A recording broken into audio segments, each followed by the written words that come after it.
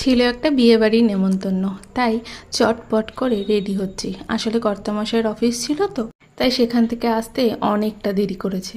আর আসতে না আসতে শুরু করেছে যে তাড়াতাড়ি রেডি হও। কোনো রকমে রেডি হয়ে পৌঁছালাম বিয়ে বাড়িতে। আমাদের বাড়ির সামনেই, খুব একটা দূর না। রাস্তা দিয়ে আস্তে আস্তে হালকা বৃষ্টিও শুরু হয়েছিল। এই হলো আমাদের বর, আর এই হলো মিষ্টি বউ আমাদের। গেছিলাম নিচে একটু স্টার্টার খেতে। করেছিল চিকেন পকোড়া, আম পান্না, আইসক্রিম, আর ছিল কর্নচাট। প্রচণ্ড ভিড় ছিল, তাই খেতে বসার সুযোগ পাচ্ছিলাম না। যখন খেতে বসলাম তখন অলরেডি ভিড়টা আরও বেড়ে গেছিলো। খাবারগুলো খুবই সুন্দর হয়েছিল, কিন্তু শান্তিমতো খেতে পারিনি। আসলে একটাও ফ্যানের ব্যবস্থা ছিল না, তাই গরমে প্রত্যেকটা লোক আমরা পাগল হয়ে যাচ্ছিলাম। আর যতটুকুনি ফ্যানের ব্যবস্থা করা হয়েছিল সেগুলো সব যে যার মতো দিকে ঘুরিয়ে নিয়ে বসে বসে গল্প করছে। কোনো রকমে খাওয়া দাওয়া করে আসার পথে কয়েকটা ছবি তুলে বাড়ি ফিরলাম।